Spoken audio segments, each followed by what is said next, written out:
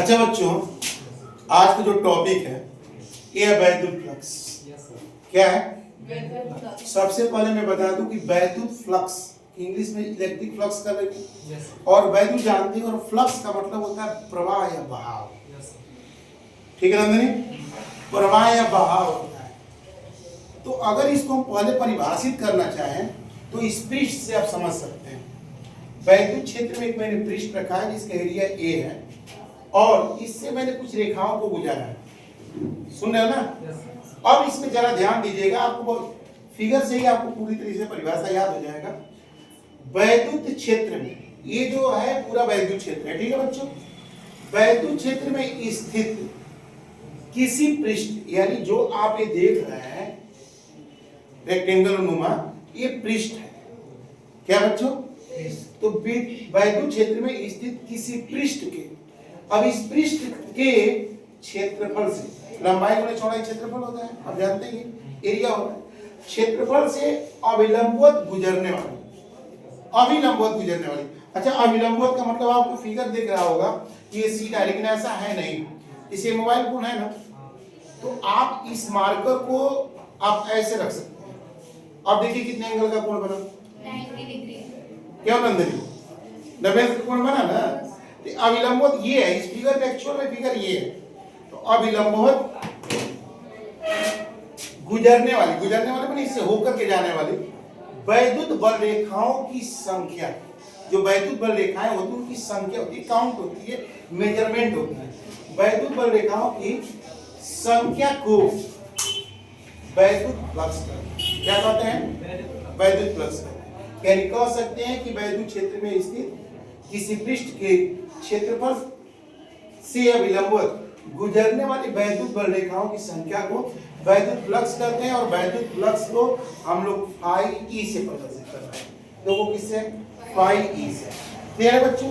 और जो वैद्युत फ्लक्स होता है एक्चुअल में, तो फाई ई बराबर जो होता है vector E dot vector D A होता है।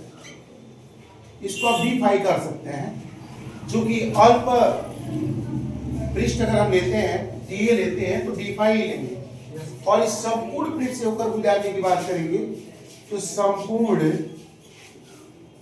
पृष्ठ से होकर गुजरने वाला, संपूर्ण पृष्ठ से होकर गुजरने वाला वैद्युत फ्लक्स,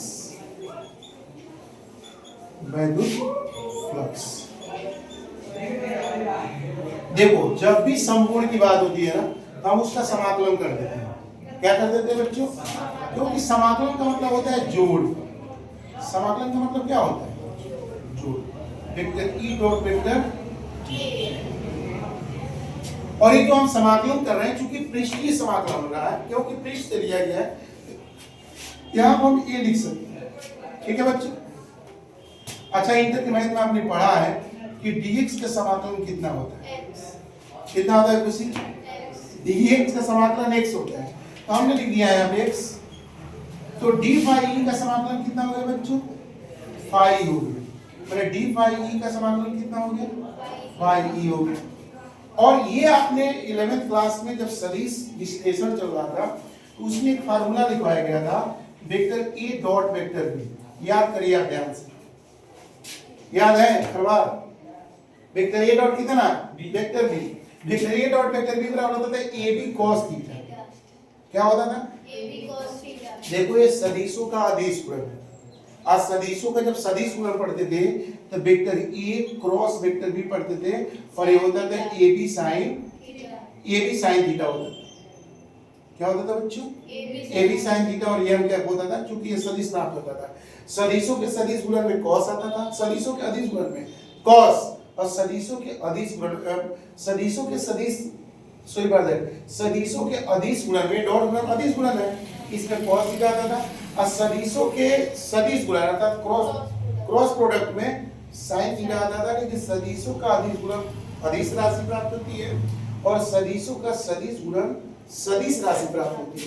हालांकि यहाँ पर हम डॉट प्रोडक्ट लेंगे तो vector AB vector A dot vector B बराबर होगा AB sin AB cos theta. अच्छा अगर मैं जिस तरह तोड़ा गया उस तरह से इसको मैं प्रोडक्ट को तोड़ दूं तो आ जाएगा E dA cos थीटा। ठीक है बच्चों, अब फाई E बराबर हम E को और cos थीटा को बाहर निकालेंगे। E को और cos थीटा को जब बाहर निकालेंगे तो बच गया dA। क्या हो गया? और एक बात और अभी आप समझ लीजिए, चूंकि dA बराबर जो है वो क्या होगा बच्चा? A होगा, क्योंकि किसी भी वस्तु से या किसी भी पृष्ठ का मैं छोटा हिस्सा लिया हूं। कितना हिस्सा लिया हूं? क्योंकि क्षेत्रफल, वैद्युत क्षेत्र की तीव्रता और पृष्ठ अवयव के बीच के जो एंगल है मैंने थीटा लिया है, और मैंने जो है किसी को dA लिया है, छोटा सा हिस्सा लिया है। संपूर्ण करेंगे तो dA का समाकलन क्या हो जाएगा? A हो जाएगा। अर्थात यहां से आप लिख सकते हैं कि फाई E बराबर E cos थीटा, और यहाँ पे क्या हो जाएगा बच्चों? A। लेकिन इसको अगर सही ढंग से लिखना, हमको सजा कर लिखना है तो पढ़ने में भी आसानी होगा और बढ़िया भी होगा। E cos थीटा, अर्थात फाई बराबर क्या आ गया? E cos theta. तो आपको एक्चुअल में वैद्युत फ्लक्स का जो सूत्र होगा फाई E बराबर E cos थीटा होगा। ठीक है, अब सवाल आता है कि सर ये कौन सी राशि है? तो सर आप समझ सकते हैं कि कौन सी राशि है। निकी फाई E, फाई का मतलब क्या? वैद्युत फ्लक्स। और वैद्युत फ्लक्स कौन सी राशि है? वैद्युत फ्लक्स एक कौन सी राशि है? अदिश राशि क्यों है निकी? क्यों ऐसा है? क्योंकि डॉट प्रोडक्ट है, डॉट प्रोडक्ट हमेशा अदिश राशि देता है। क्या देता है? तो फाई एक अदिश राशि है। ठीक है, और रही बात इसका मात्रक याद करेंगे, इसका मात्रक। अच्छा, इसका मात्रक अगर ज्ञात करते हो तो वैद्युत क्षेत्र की तीव्रता का मात्रक होता है न्यूटन प्रति कूलम, और एरिया का होता है मीटर स्क्वायर। तो न्यूटन मीटर स्क्वायर प्रति कूलम, तो हो जाएगा इसका मात्रक न्यूटन मीटर स्क्वायर प्रति कूलम। या हालांकि इसका और मात्रक होता है, लेकिन नॉर्मल एक और मात्रक जो ज्यादा यूज किया जाता है, या वोल्ट मीटर। क्या होता है बच्चों? Volt meter. ठीक है बच्चों, होता है। एक चीज और, इसका बीमीय सूत्र अगर ज्ञात करना हो, क्या ज्ञात करना हो? इसका बीमीय सूत्र। निकी तुमको बीमीय सूत्र याद है? क्या होता है? यम यल की घाती कितना होता है? 3 होता है, और टी के माइनस ऊपर टी पर भी -3 होता है, और ए पर कितना होता है? -1 होता है। ए पर पावर कितना होता है? -1 होता है। देखो बच्चों, राज समझ पा रहे हो तुम इस चीज को? बस कुछ नहीं करना है। अगर बीमीय सूत्र निकालना हो तो यहाँ पर कुछ सूत्र याद होना चाहिए, नहीं तो मात्रक याद होना चाहिए। सूत्र याद होगा तो सूत्र से मात्रक निकल जाएगा, और मात्रक से बीमीय सूत्र। जैसे कि मैंने इसका लिखवाया कि फाई E का मात्रक न्यूटन मीटर स्क्वायर प्रति कूलम होता है, तो आप देख सकते हैं न्यूटन मीटर स्क्वायर प्रति कूलम होता है ना। तो न्यूटन बल का बीमीय सूत्र है। अब बल का बीमीय सूत्र होता है यह टी पर माइनस कितना होता है? 2 होता है, और मीटर है, मीटर लंबाई के लिए है, यल पर कितना हो जाएगा? 2 हो जाएगा। अब बट्टे में कूलम है, तो कूलम क्यू बराबर क्या होता है? IT। क्योंकि क्यू बराबर क्या होता है? IT, और IT I मैंने एम्पियर के लिए, T मैंने टाइम के लिए, यहाँ AT हो जाएगा। और हल कर लोगे। एक तुमको एक नॉर्मल में ट्रिक बनाता हूँ। ये मान लेते हैं यम है, क्या है? और इस ट्रिक को तुमको नया नाम दिया हो, कौन सा? क्या नाम दिया हो? बेबी को बेस पसंद है। यल का पावर कितना हो जाएगा?